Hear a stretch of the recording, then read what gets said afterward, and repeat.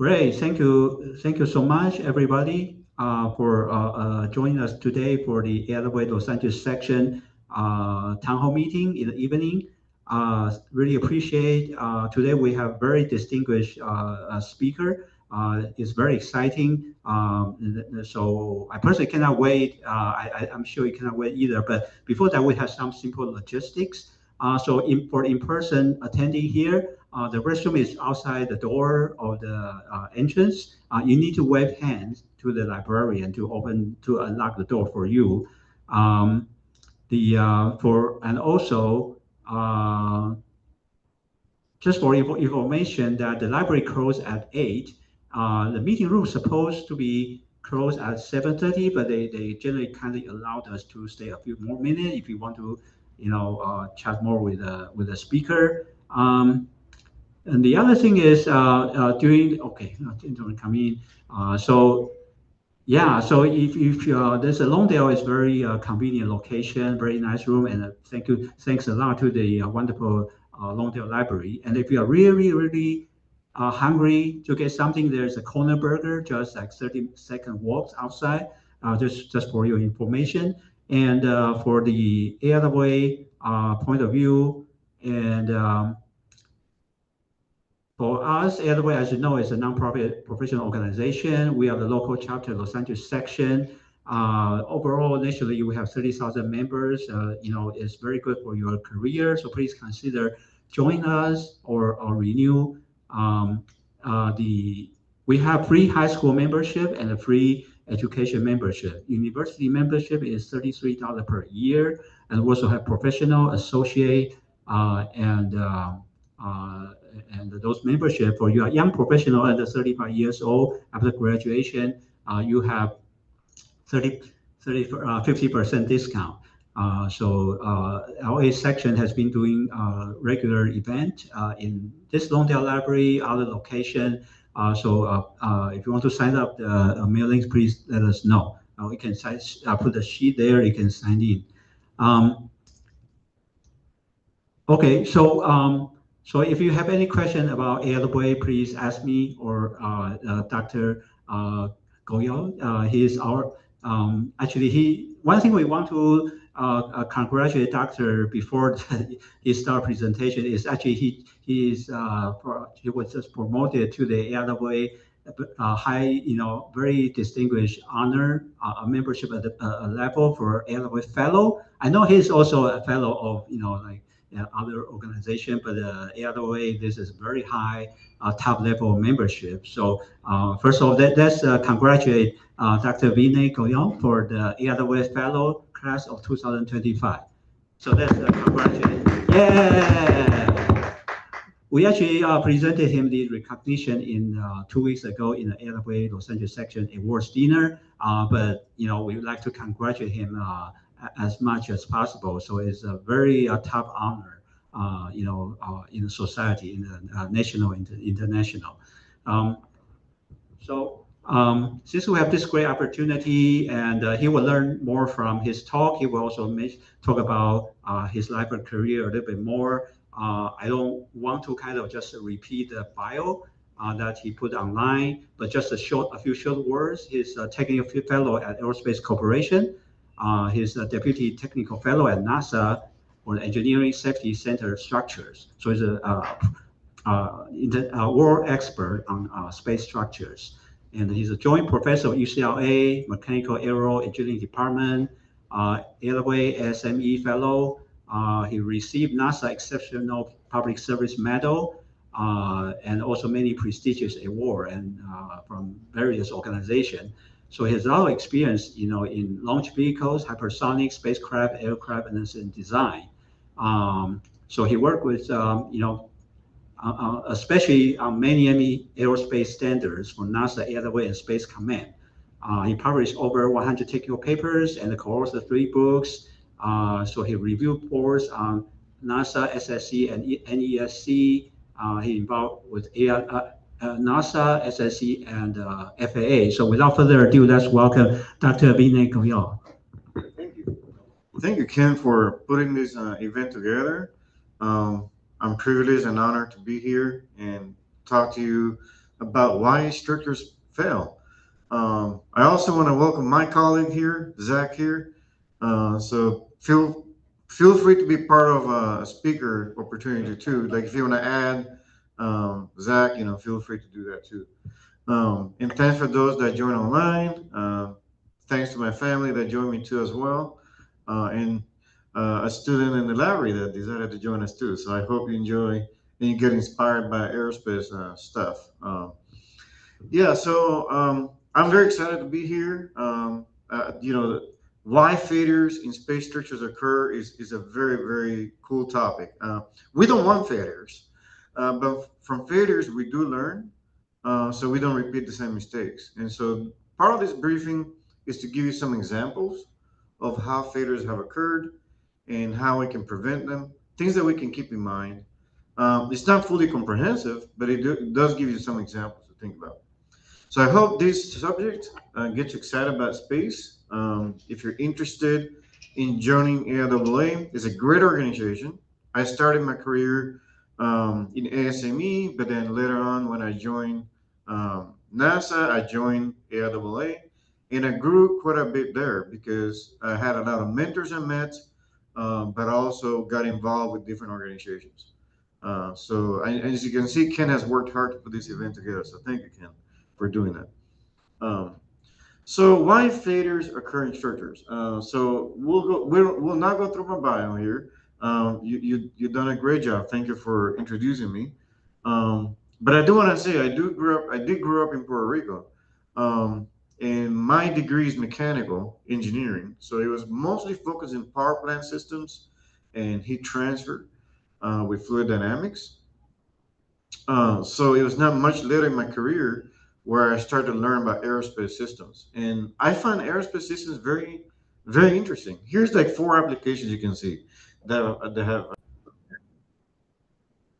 All right. So four applications here, and I think everybody is aware of the James Webb Telescope. That's a great example of a system that's very delicate, that's put together, and it flew in an Ariane vehicle, a large Ariane vehicle that was able to deploy the satellite. And this satellite can see very deep into space. That's a very exciting application of this. And then you have hypersonics vehicles or reentry vehicles. For example, when we send folks or astronauts to Mars or the Moon, those vehicles will have to re-enter back to Earth. And in those applications, think about a vehicle that's going to see very high temperatures as it's coming through the atmosphere at very high speeds and is decelerating, so it can then, reach the ocean. For example, if you have parachutes. On the very right side, you see a rocket vehicle. That's this Space Launch System (SLS), and that's one of the vehicles that NASA is developing. They flew one, and they'll be flying one again next year. And that's to demonstrate the ability to be able to send humans to the moon. And that's the goal. The eventual goal is to go to the moon and be able to exercise various types of capabilities and expand. So those are four space applications, right? There's many more. I'm just sharing four of them. And next slide here, what I want to really talk about is that failures are going to happen.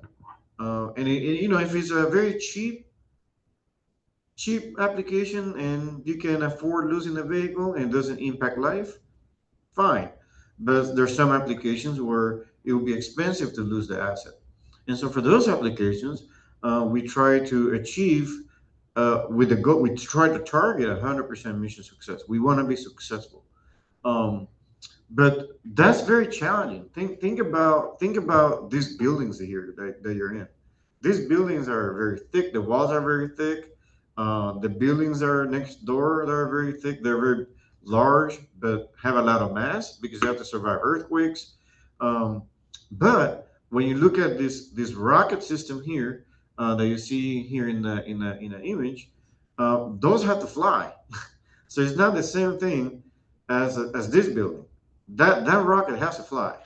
So you have to design it very, very, very thin. The walls have to be very thin.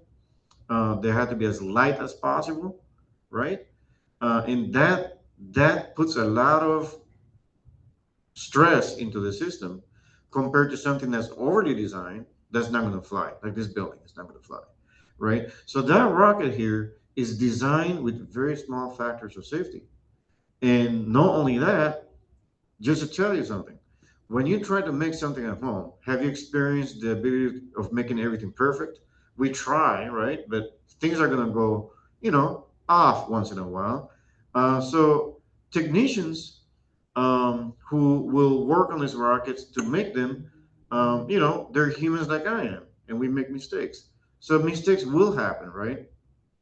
Um, and during that time, you will introduce some defect, right? You may put the bolt the wrong way, or you may make the wall thickness too thin, maybe, possibly, right? And there's been airplane crashes because of some blending that was done, like Japan Airlines, for example, where they blended too much to repair an area, but it became too thin and it broke apart. So these kinds of systems are designed with very small margins, very low factors of safety, but they also will see very high, very complicated thermal environments, very high temperatures, very high loads. So think of this building could shake, right? I hope it doesn't. We don't want that here. But this rocket will experience tremendous amount of vibration also when it's taking off. So this system also has to be designed for that.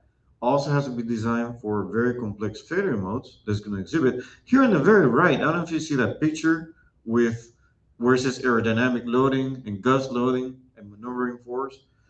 As a rocket is taking off and is going through the atmosphere, it's going to encounter wind. It's going to encounter significant amount of aerodynamics loads that are acting on the vehicle. So the vehicle has to transverse all of that and has to transverse through max Q, which is one of the highest stressing points in the trajectory to space. So it's very exciting. It's very challenging, and on top of that, a lot of these designs, they have milestones, right? Everybody has milestones, and we have to meet the schedule, and we have to do the best we can to meet that schedule at a reasonable cost. And this is a very expensive endeavor. Anytime you're dealing with rockets, satellites, and things like that. And with the commercial market, we're trying to find cheaper solutions. We're able to reduce the cost also because competition does that, right?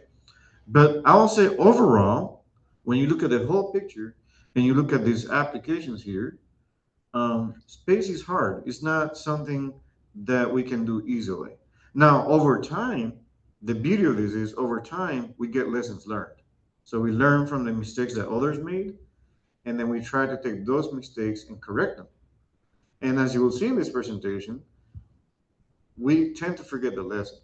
So I tell my students at USC, UCLA, like one of my favorite lessons learned to tell my students is don't forget the lesson. So when we forget the lesson is when failures occur. And so very important when you're designing something, go back, understand what are the possible failure modes, what are the possible things I should learn about the system. So very important. So here's an example of Orion heat shield here. Is going to exhibit very high temperatures in the order of 4,000 degrees, for example. And this heat shield that you see here needs to keep the astronauts inside the cabin safe. But if any of these tiles that you see here in this image, um, oh, I don't know what happened there. I apologize. Yeah, if you look at this heat shield here, if any of those tiles comes apart, then now the heat can penetrate into the cabin, which could harm the astronauts, right? So to be able to accomplish such a mission, a lot of things have to go right. You have to characterize the thermal environments, how hot it's going to get. You have to do a heat transfer analysis. You have to do a structure analysis. You have to do a aerodynamic analysis, a trajectory and design analysis. The propulsion system also needs to be looked at, and a lot of things need to be done And this system also needs to be somehow tested on the ground. And the question becomes, well, how you test something like that on the ground, right? You cannot really test the whole system on the ground because on the ground it's very challenging to put 5,000 degrees on the whole heat shield. But what if there's a way to test, parts of it to be able to gain confidence in the design? And we try to do a test that's worse than what is going to see in flight to be able to get confidence that's going to work well. So, yeah, I'm speaking in simple terms for my audience here, except for Zach and others here that have worked the area, so they understand what I'm the more intricate parts. Now, I want to explain something. If you're interested in aerospace, there's room for everybody. There's room for lawyers. There's room for contract specialists, purchasing, uh, you name it. It has everything. Governance, requirements, standards, and then it encompasses a very multidisciplinary. Good seeing you. Um, it encompasses a multidisciplinary set of disciplines. Like, for example, it has avionics and software, propulsion, ordnance, dynamics, aerothermal, GNC, structures, and batteries. So and this is just few examples, right? There's many other examples of disciplines here. So if you're interested in really pursuing a career in aerospace, there's a lot of room. You can choose different paths within aerospace and actually learn a lot about it. So yeah, very exciting field. I've had the privilege and honor to interact with a lot of these disciplines, and I'll say that the fundamental questions usually boil down to very basic questions always. Why are you doing it the way you're doing it? How is it going to fail? The questions are similar. The disciplines are different, but the questions are usually similar. And in how you go about it, the processes and methods uh, of systems engineering, which is a field that looks at the system, those questions on how you execute systems engineering applies to these disciplines too. So yeah, very exciting. But I'm going to focus today on the structures arena. That'll be my focus today. But it does interact with the other systems. Okay, so I'm going very slow so that you can understand the topic well. So here you can see the general causes of structural failures. Now, Zach here probably will give me more examples. So feel free. Is there a second microphone? Let's bring it near him. He's my colleague, Dr. Zachary Kier. He's a senior in my company as well, and he's an expert in structure. So if you see me miss something, please chime in. We'll make it more interactive and more interesting. Hey, good seeing you. Um, so there's general causes of structural failures. Now there's a lot of different causes. Okay? A lot of different causes. But a design can fail because maybe you're supposed to design to a particular factor of safety. Say that you're designed to 1.5, but you end up designing to a lower factor, for example. Or the testing that you conducted is not the best testing you could have done. One other one that's actually occurs often is the environments they tested for. So if you test it to, say you're supposed to test to 1,000 pounds, but the real environment is going to be 2,000 pounds, then you're kind of testing too low, right? You want to test higher than 2,000 pounds. So characterizing that number, what number that could be, is challenging because if you choose a number too high, your vehicle is going to be heavier, right? So you want to make the right assumption, just about the right assumption, or that's validated with some models and some tests, maybe some flight tests or some additional information that can give you confidence that the number you're choosing for your design is a good one.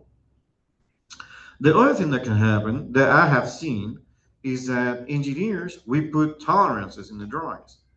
So, for example, you could say, I'm going to machine this part to be plus minus 0.05 inch.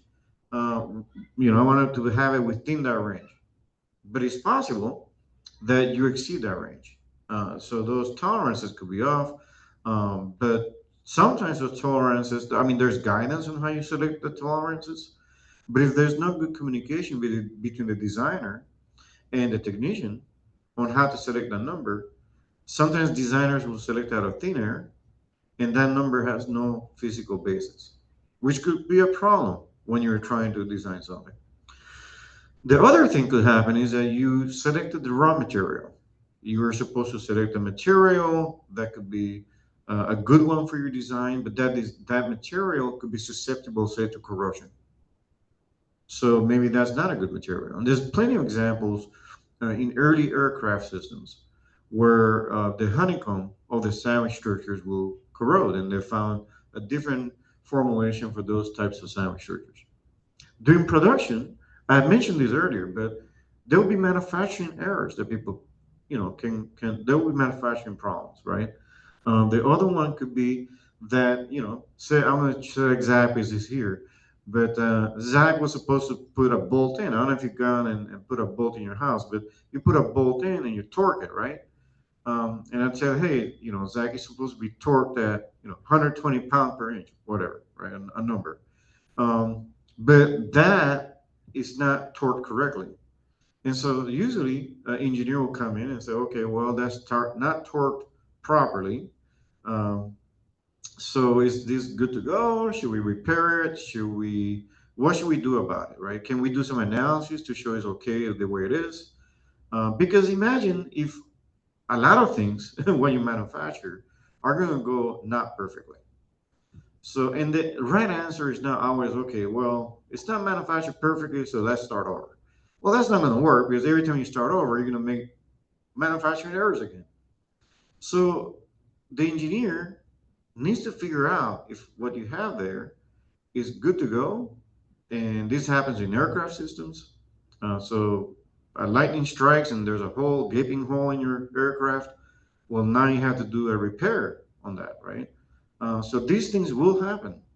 And so that's a very difficult and challenging task because you're asking the engineer to tell you if it's good to go or not. And this applies to all systems, aircraft, satellites, launch vehicles, in any manufacturing that does any production. This is a very common thing. The other thing that can happen is your screening is not proper. So you're trying to screen for problems, and the screening that you have in place is not a good one. I also talked about environments not well characterized, so we'll move from there. What about transportation? Transporting the elements of your design from point A to point B. I don't know if you've seen these trucks that are transporting all these cars in the freeway. In LA freeway, by the way. So, but during transportation, things will happen too, where you can have damage that will be incurred. So a lot of the parts for space systems come from, sometimes comes from different places in the country, and they come to an assembly facility. They can come in a truck, in an aircraft, in a boat. It can come in different ways, in trains.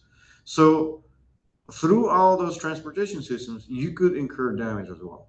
And so that's something we need to pay attention to. Now, handling damage um, is a situation where maybe somebody drops a tool and it impacts the composite or the metal and creates a dent.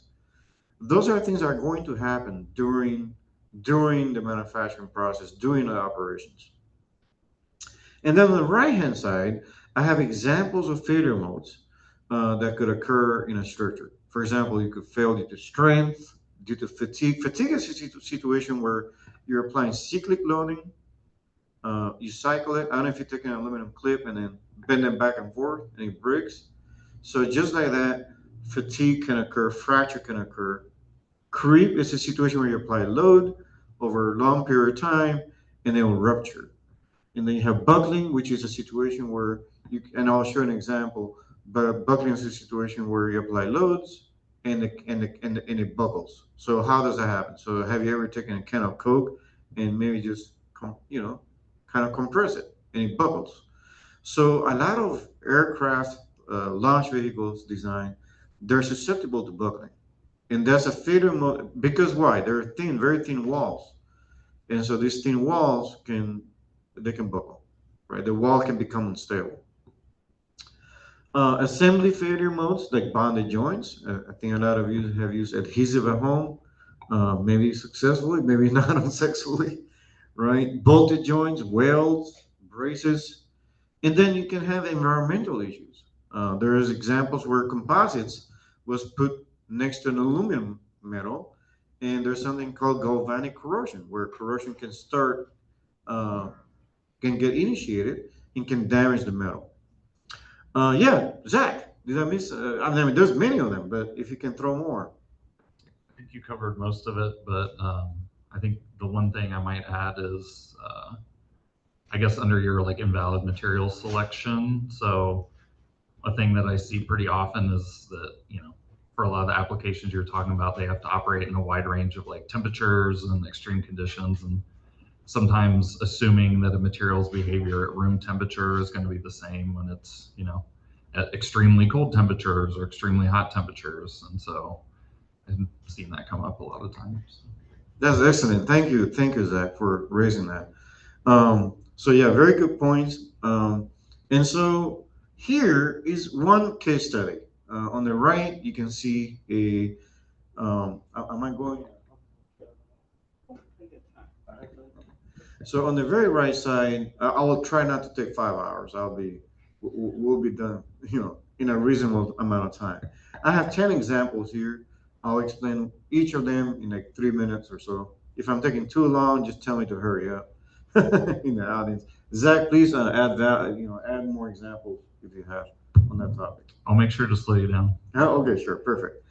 So on the right side, what you see is a composite structure for a particular application. And so it's a filament one composite. And composite materials, the way you manufacture them, they're very prevalent now. They're still complex, and a lot of errors can be introduced in the manufacturing process, especially when you have a lot of different composites. So typically, a composite is going to have fibers going in one direction, and that's one lamina. That's considered one lamina. And then you will stack another ply on top, which could have different fiber orientation. And you will just stack them up to create your structure. Well, so there's a structure, some system that worked on one time where the structure failed at a 20% lower load than was intended.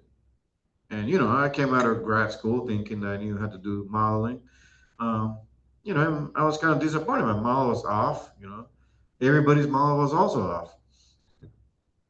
But the failure occurred at a 20% lower load, and that was painful. We're trying to figure out why did that happen.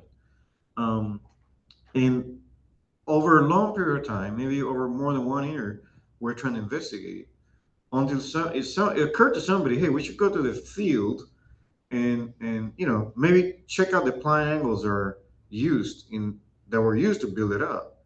And so a little cut was taken out, and then we did some. I won't even say the name because it's too technical, but it's a process that allows you to see every the ply angles. It just basically takes the resin and kind of burns it, so you can just see the fibers. And that process, is an acid digestion test basically. But that test revealed that the ply angles were not what was intended. So the ply angles were the complementary of the angle. So if it's supposed to be 30 degrees, it was 60 degrees. So, well, guess what? When we put that in our mouths, now things look a little better. Now I felt good about graduating from school, right? But an example there, when you look at this example, to me, it really comes close uh, to reminding us that we're not perfect, right? Errors will be made. But also tells you a story here. It tells you that engineers, um, I'm not going to say that all engineers are that, but engineers can be not good communicators. I'm not saying you or all are like that, but engineers, what I'm finding is that we need to over communicate what we mean. So if you have this, for example, you have the ply angles in the drawings with the drawing in there. Sometimes it's okay to give more information to help the technician understand what the intent is. And so here, I think all the lesson learned there is, improving the communication between designers and the manufacturing team is quite important. And also, if you're gonna make your first article for the first time, why not take a couple of cutouts from a hole that maybe that hole is not part of your design. It's not going to fly.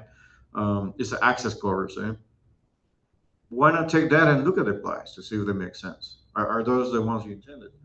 Um, and so being clear about how to build something um, with redundancy, but also talking to your manufacturing team so they understand what the intent is extremely important. Zach, any thoughts on this one? There's many examples, but No, I mean you covered it really well, and that's a great example. excellent. So let's go to the second example. And this example here is something I worked on with actually Zach here. But here you can see that so when you're building something very large, made of sandwich structures, a sandwich structure is essentially two laminates, so metal composites, and in between you put a softer material or honeycomb material that's lower density. So what you're really doing is increasing the bending stiffness of that system.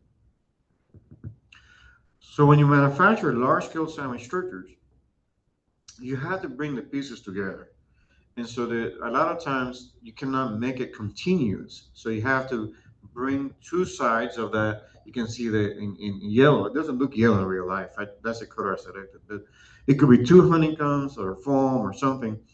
And you bring those two pieces together and you bond them with some adhesive right in between to create a joint. So you may design it to a particular spacing, but in the real life, it could be a different spacing, maybe not the one they intended.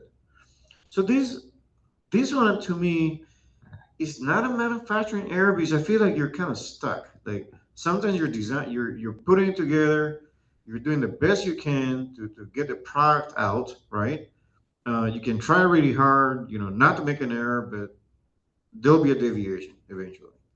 And so I think the lesson here that we learned was that there was a system that failed, and it failed lower load than intended.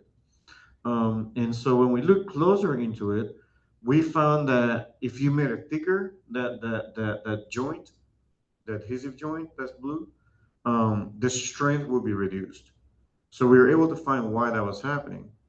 But what is the lesson there is that uh, in real life, in the drawings, you may put a tolerance for your joint, but what you actually make may look different. And so, what is the lesson there is to when you design to something, check that you can actually do that.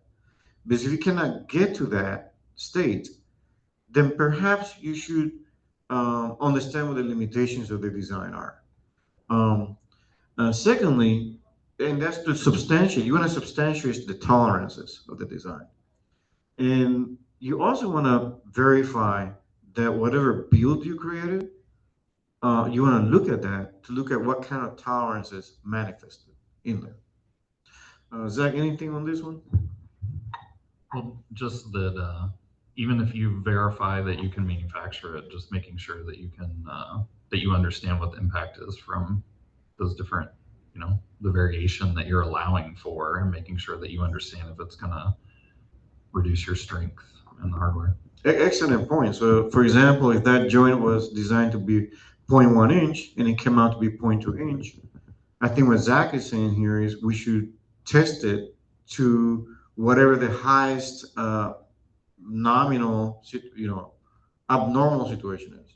Now, there's a very interesting situation with this joint that actually caught me by surprise. It turned out to be that if you make the joint too thick, even more thick than what you see here, actually the joint the whole thing becomes stronger. So um, I don't want to go into the details of that. I wrote a paper about this, but it's an interesting thing. And so, what is the lesson there? Is that sometimes you can test the one that you went into as designed, but sometimes if you test way out there, maybe it's better. So maybe in between could be problem, right? So also testing in between to make sure you're not missing some case. So anyway, that was an interesting story here. This one here is a composite ramp. I also worked this one with Zach here. And here, I think the lesson, I'll just keep this one simple, but I think everybody here is familiar with thermal expansion. So when you heat something up, it will expand or contract.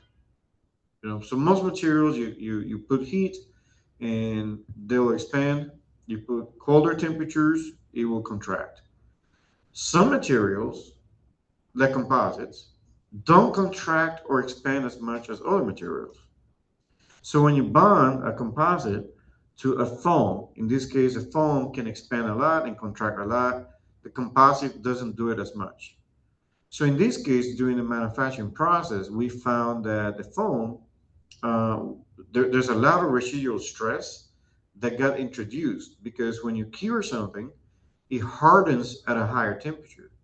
But at some point, it needs to cool off to room temperature.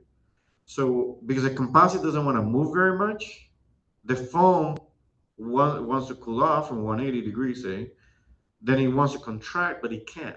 So it starts to introduce a lot of stress. We tested that hypothesis with testing, and you can see that test here. You can see the cracks in the foam. That's testing we did actually at aerospace. And we showed that it did crack. And then when you go to colder temperatures, you can see the failure load, the load to fail that is lower than at a higher temperature. So what is the lesson here is that some systems you will introduce some residual stress. And it could be due to temperature, it could be due to assembly, it could be due to welding. And a lot of times I'm not saying we forget in general, but engineers should pay attention to these residual stresses because they can affect the capability of the system. Zach, any thoughts on this? No, you covered this one well. I mean, you're covering all of them well. Right. Thanks, appreciate it. All right, so this next one here is I'm using additive manufacturing as an example, but nowadays anybody can buy a printer, 3D printer for your home use.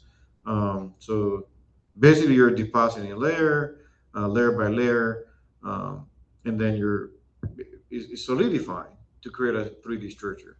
Additive manufacturing offers a lot of advantages. You can do a lot of rapid um, design iterations. You can actually quickly iterate from design to design. It has other issues too, but the main point I want to point here is that in space applications, we try to lock down how the printer is going to behave. So we try to lock down the software, the powder that's used to create the part, the raw materials, the post processing. A lot of these additive manufacturing structures need to be post processed to get better properties, like hot isostatic pressure, as an example. It's called HIP. Um, and so it was found through a study, and this is not my study, but it's a study by my colleagues, where they actually changed some of the parameters and they found that the strength varied quite a bit. And so we have examples, and this is just in an additive manufacturing, but I've seen this in composites, where something minor was changed, maybe in the composite resin formulation, in the resin, something was changed chemically, or in additive here, one of these parameters is changed. Um, or I've seen situations where people say, oh, let me make it thicker, I think it's going to be better. And by making it thicker, you introduce some other load that was not intended. So I'm just giving you one example here, but there's a lot of different examples in this vein where if you're going to make changes to whatever you had qualified for flight, you want to take a look at that again and maybe do some analysis or some testing to gain confidence that you're not missing something. So yeah, that's that one here. Zach, any thoughts here? Yeah, I just say that I think nobody intentionally makes bad changes, so it's always with the intent of making things better. But it's yeah, the key thing that you brought up is making sure that you verify that there's not some unintended consequence, new failure mode, or something else that you don't expect. Excellent. Yeah, we don't try to do things bad on purpose. So that's true, Zach. That's very true. But that's the issue that we think we're doing things, making things better, but sometimes it's not making it better, and that's the key here. So in the next example here, example number five, it was a change to the manufacturing process, not to the design parameters, but to the manufacturing process. In this case, what they did is there's a 3D printed part again. there's these witness coupons that were added in here. You can see witness coupon. This is a part I'm making. So I'm making a part. And then I'm bringing my laser here to make more parts. But those parts are parts that you're just making to test that your strength is pretty good. So we call it witness coupons because they're witnessing. It's almost like going to court. These guys are witnessing what the main part is going to do. Is justifying that the part is good. So, or not good. So that is called witness coupons. And so here in this case, what they said, let's add more witness coupons. So they added more, but by doing that, the laser path had to travel longer. And so it caused this part to behave differently. But nobody ever thought of that. It was not something that anybody really did, you know. The previous example was a unintended design change. Here is an unintended manufacturing process change, where you wanted to get better coupons, more coupons to verify your manufacturing, and that in turn led to a problem. So something to keep in mind. This is less common, but it can happen. And so I want to raise that to you. On this example, here is an example of environments are exceeded. And now you will notice here that I'm quoting articles to make sure I stay within what the articles say.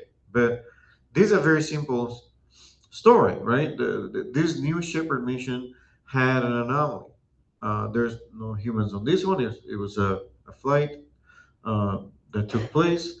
But there's a structural failure to the module, the upper stage module uh, engine.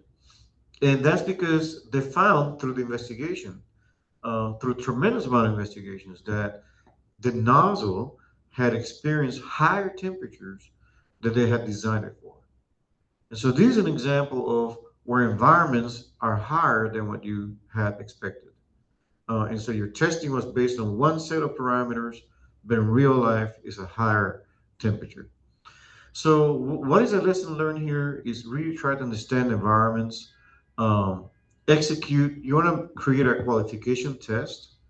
So to fly something, you need to qualify it. So you want to qualify so it envelopes those environments with some margins. You also want to understand all the potential failure modes that are associated with that environment. So that's very important. Zach, anybody anything on this one?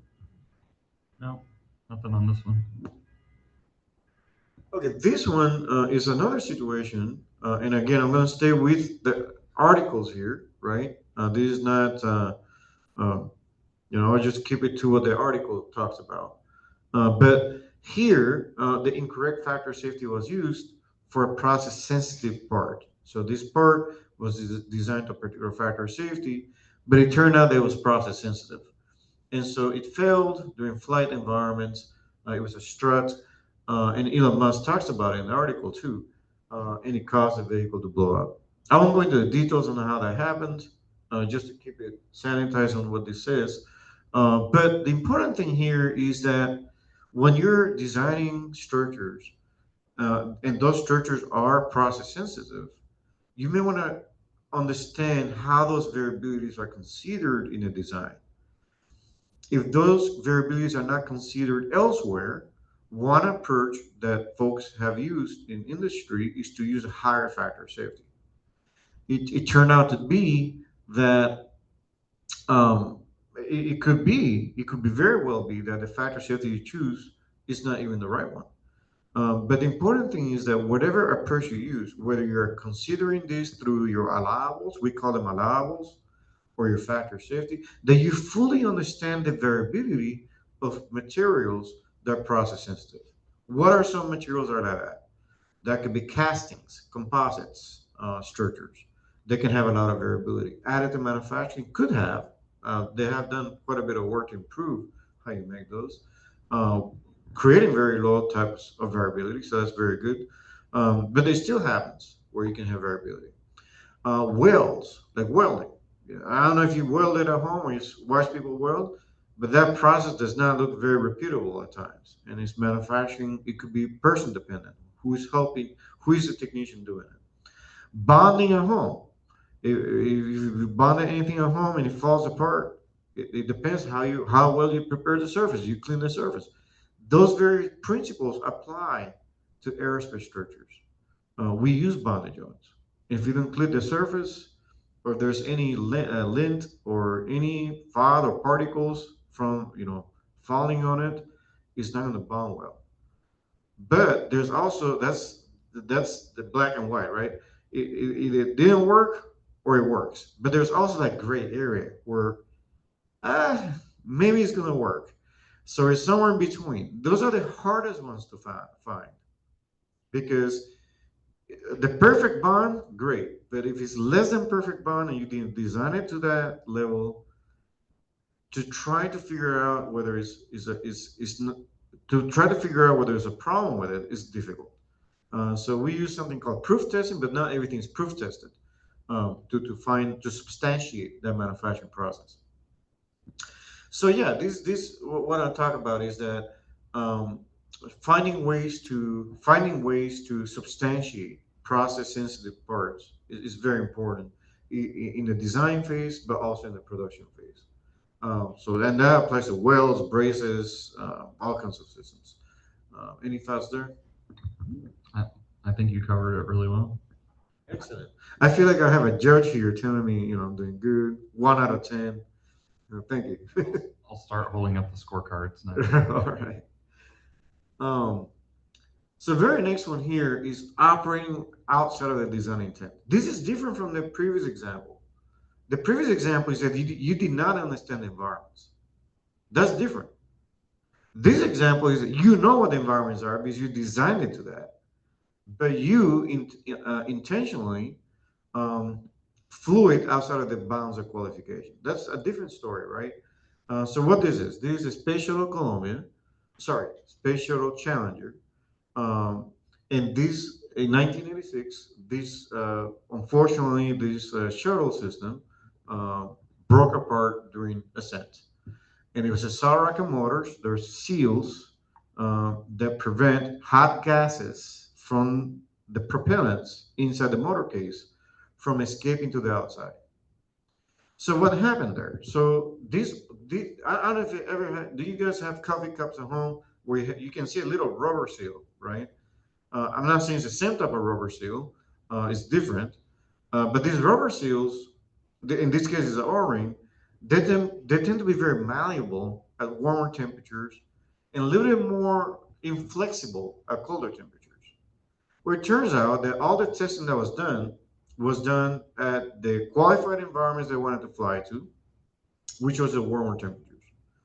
And it turned out that during schedule pressure and politics, uh, they ended up flying this in a day that was a lower temperature. The ambient temperature was colder in Florida, in the 50s or 40. I don't have the right numbers here, but I have a whole presentation on the Challenger investigation that I can give one day. But um, so the colder temperatures cause the O-rings not to be as effective.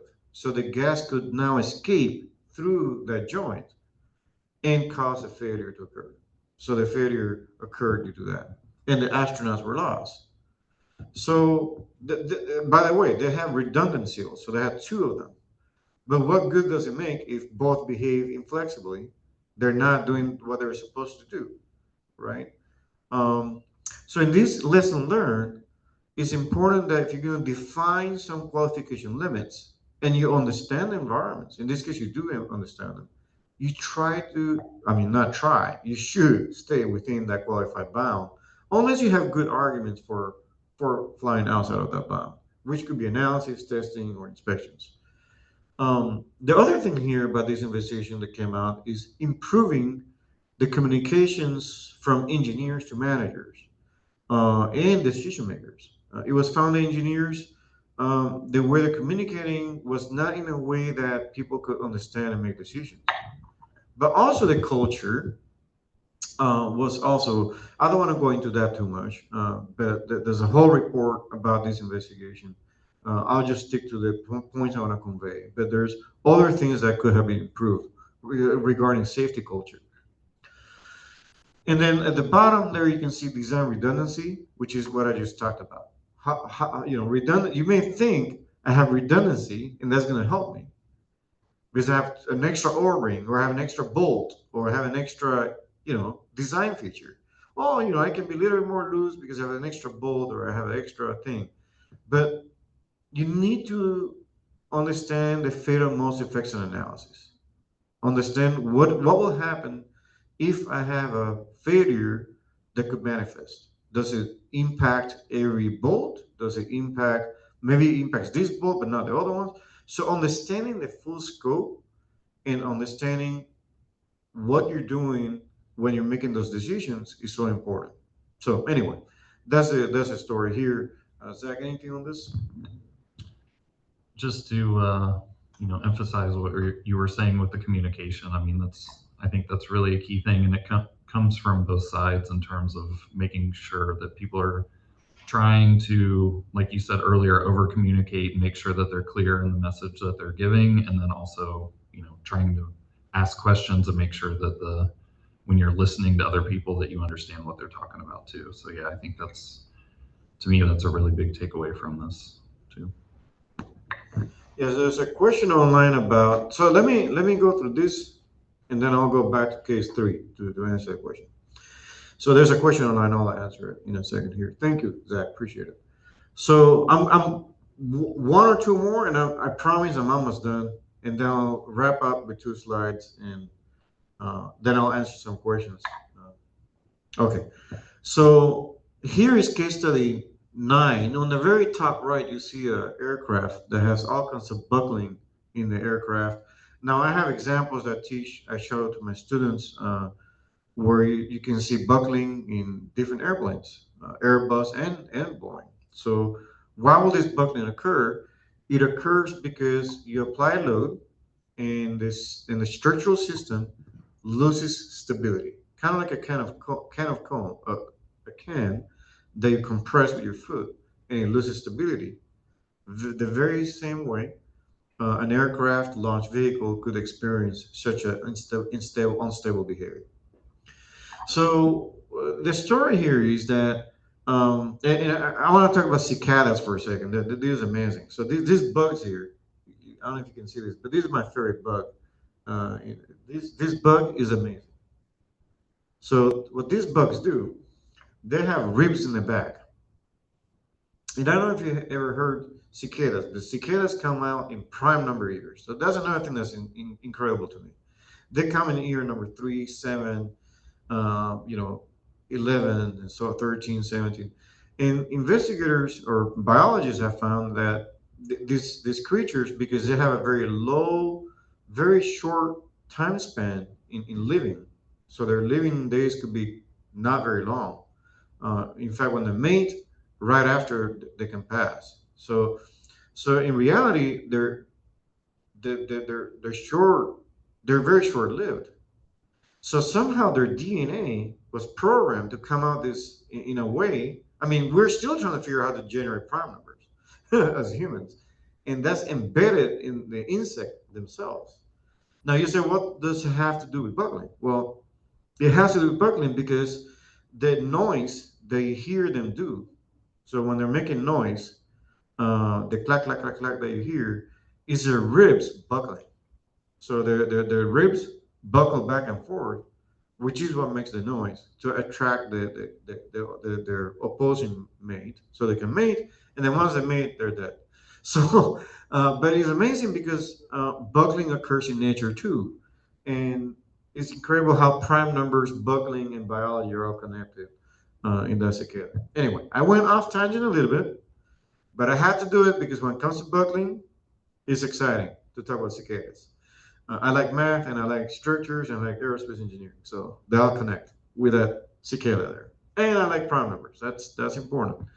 Um, but it turns out that buckling occurs more easily, right? So let's start with a can of Coke. And I have my students, as usually I do this. I have them take a can of Coke, compress it, right, with a machine.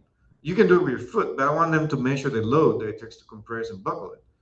You will see the edges, the side walls will collapse inwards when you apply compression load to the can. So, but now if you start with a dent, And I invite you to do it at home. You will see the difference. So I'll have my students put a dent in and compress it. You will see that the load that it takes to buckle the sidewalls is 50% lower. You're gonna feel it even with your foot when you try at home. You can see, you will see that that is the case.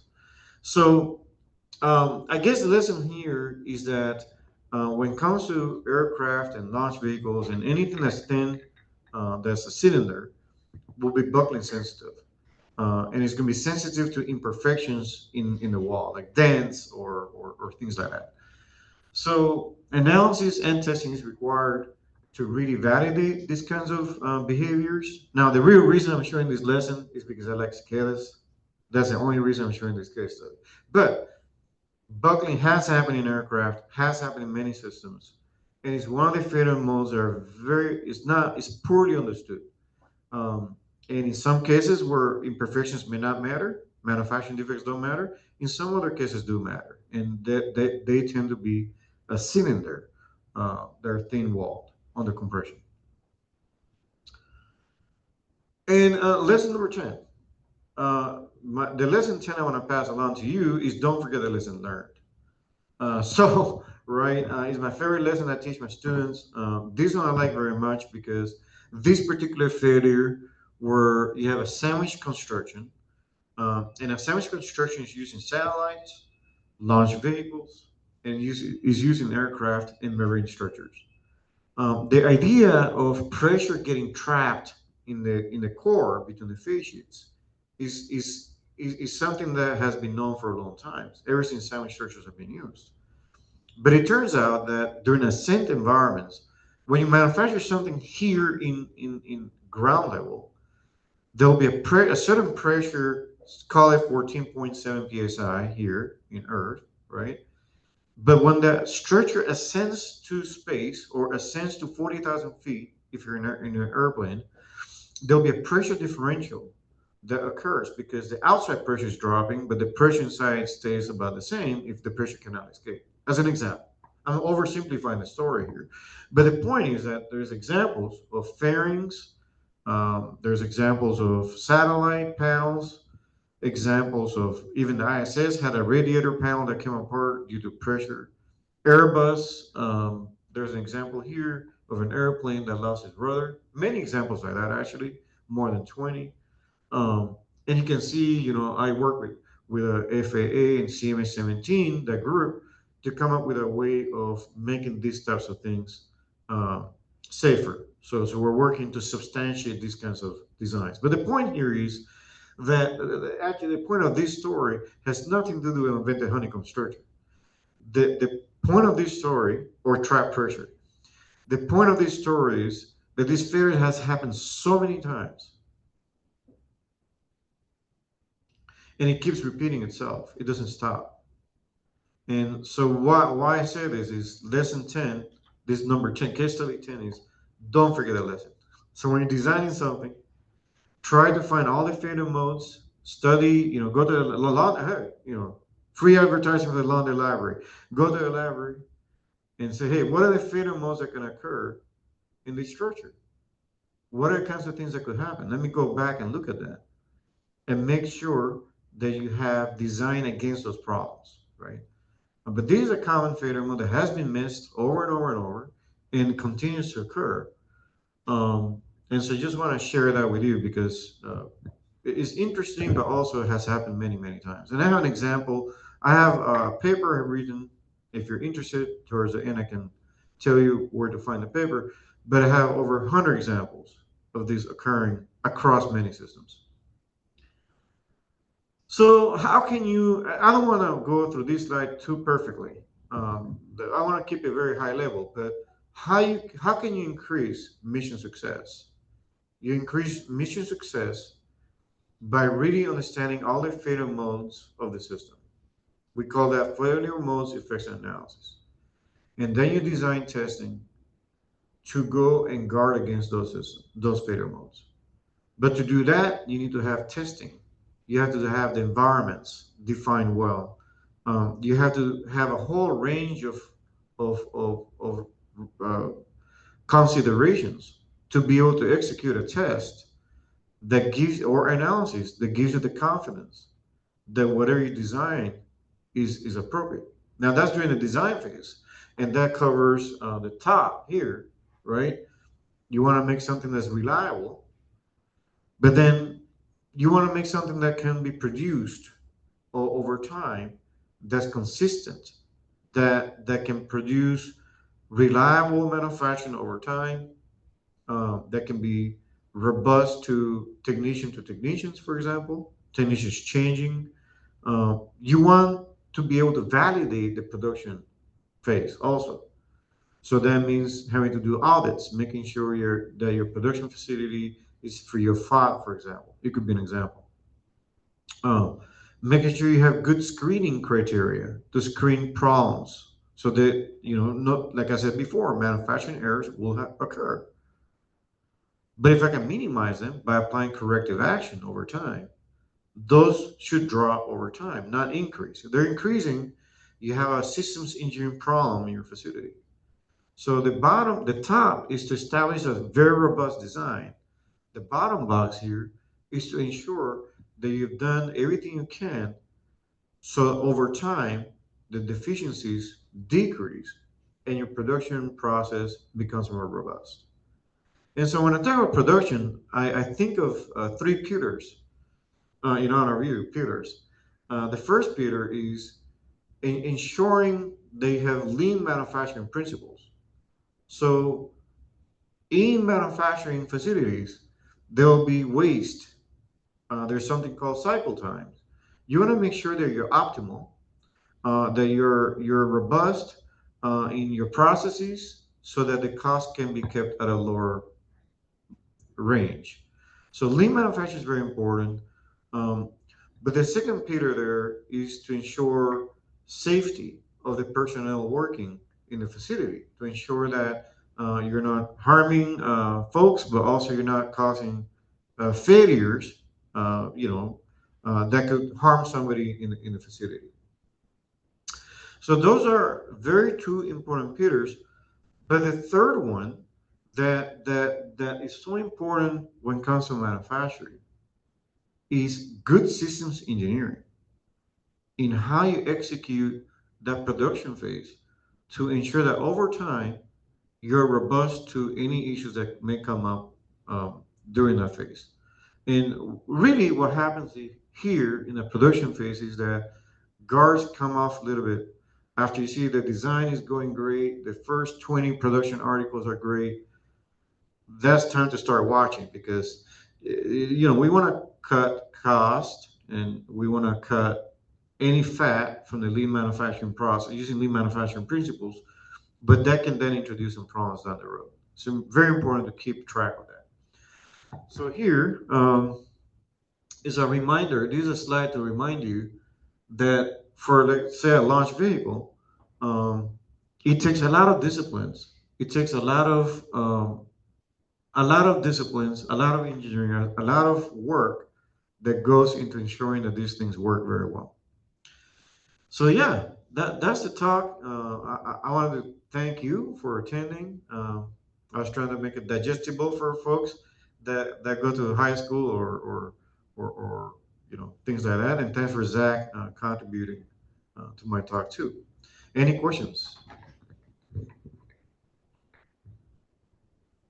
Oh, you want to answer that question? Yeah, I think there's a question here in case study 3 here, and I believe the question talked about what analysis can be done to estimate the residual stress. And the answer they'll give there is not easy to estimate it. So here we have to make some assumptions. We know that composites in this case can solidify and harden and cure. In this application, it's like 200 degrees or so. Um, but when you cool it off, you can calculate the delta temperature from that cure state to room temperature. The simulations that they're conducting were using a phrase called finite element analysis. So if anybody's interested in finite element analysis, I have a YouTube channel. You can watch a whole series about how to use finite elements. But finite elements is an approach that allows you to solve partial differential equations effectively and efficiently, that can represent the model, that can represent the physical structure, right? And it can allow you to simulate the cure process. So if you're interested, you can. I think I have. You can email me here, and I can send you a paper that describes the process that I use. If you're a technical person, you can email me there at gmail.com, vinay.k.goyal@gmail.com. And if you take your QR code, my channel is there, YouTube channel there, that will teach you how to do finite elements. What was the other question you had there? Yeah, let me see. Adrian, can you speak out your question? Adrian? Yeah, okay. Right. My question dealt with long-term structures. For example, the ISS, and so my question deals with the importance of aging type of testing, and obviously that's not necessarily possible in real time. I'm sure that there's models that try to make predictions as to what kind of failure modes and so forth might be incurred with aging of structures. And so I was just curious, just how much is that done, or uh, Yes. or what the sort of accuracy perhaps uh, of unknown possible failure modes that might be cropping up that wouldn't be visible unless you did maybe the real time testing, which again is probably impractical. To a structure that would last 15, 20 years, you can't test it for 15 or 20 years. So that was basically my question. That's actually an amazing question.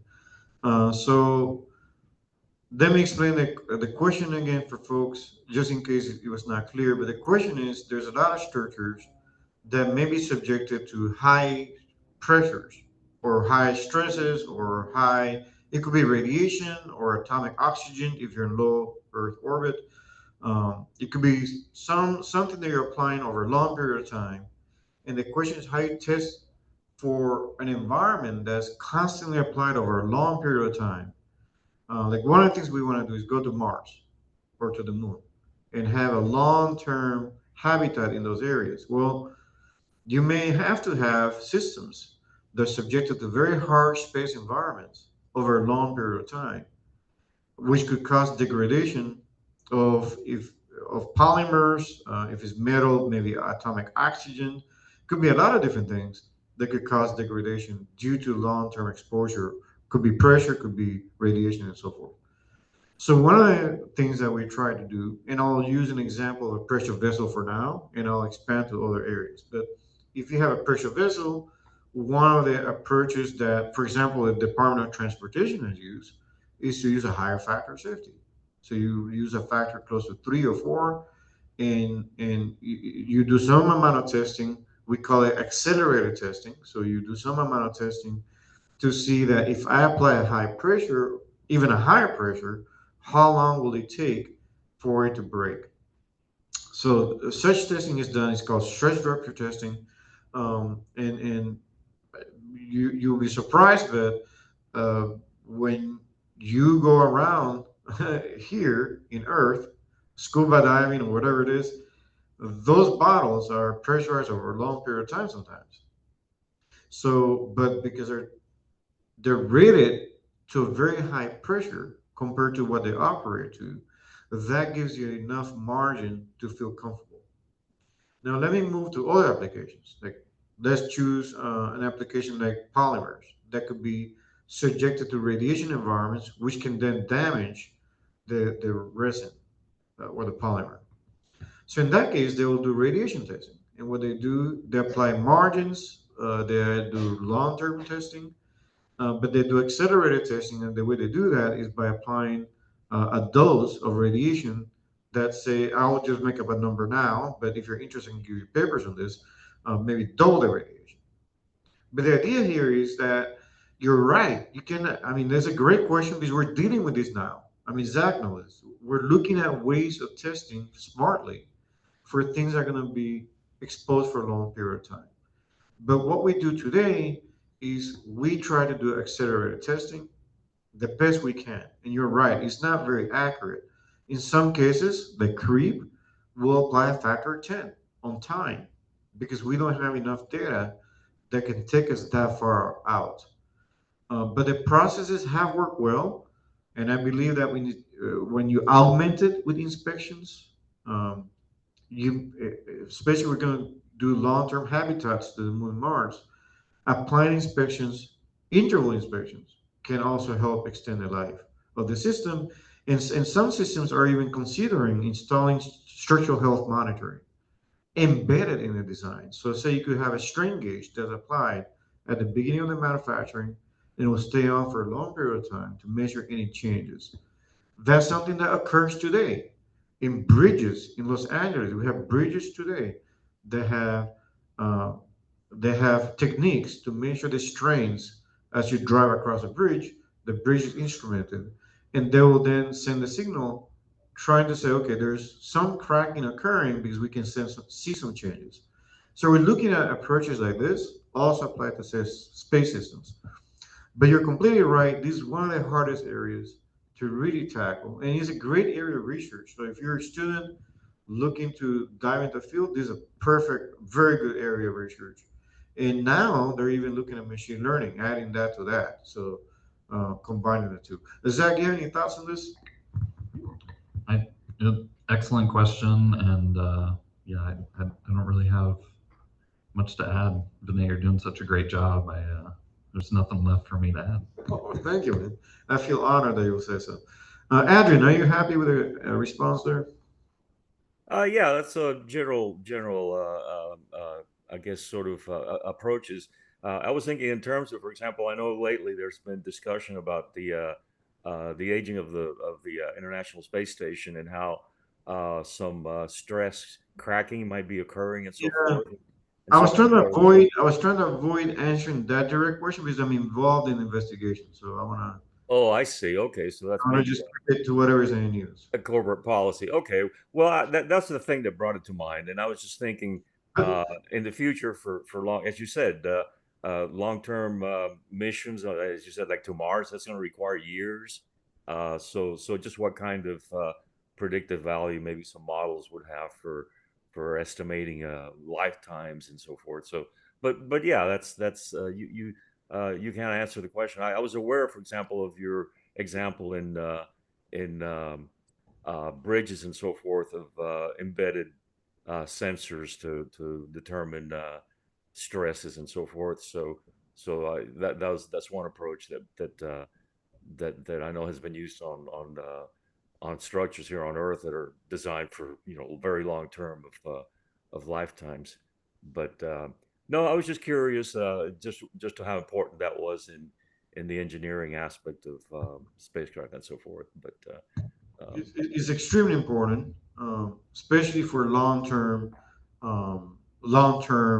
design life.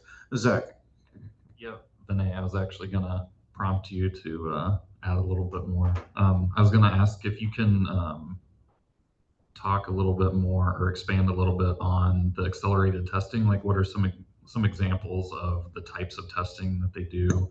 Because yeah, obviously you can't, if you're going to use something for 20 years, you can't test it for 20 years. So can you talk about that a so little bit more? you can create design curves, and the way you will do that. Let me give an example of a pressure vessel. So you have a composite tank. You can apply a load. You strain gauge it. You apply a very high load closer to the burst value. So burst value is the pressure that it takes to burst something. So you'll go slightly lower than that, and then you'll apply loading until it fails, and then you record that time, and then you lower the pressure again, and then you let it sit at that pressure until it breaks up again. So you keep recording, but there will be a point in time where you don't see any more changes. So maybe you go half the pressure, and now you're waiting forever and nothing's happening. So a lot of times, what they do, they use the initial data points you were able to collect, and you extrapolate. But extrapolation comes with error, and so sometimes they use something called they will use reliability estimates. So using some Weibull distribution parameters to try to do a curve fitting of the data that's present. So you can then extrapolate out to 20, 30, 40 years. So I have some papers on this also if interested, but those are the kinds of tests that are done. However, like I said, these are not very, you know, uh, no engineer is ever satisfied when they look at the question you're asking because it does take some statistics, some engineering judgment, and you're basically hoping that your extrapolation is working out. But if you apply more factors to kind of cover for things that you don't know, it seems to have worked well so far. ISS is a different story, but I need to stay away from it for now. Yeah, thanks for that. Appreciate it. Great question. Thanks. Any other questions there? Do you see anything there?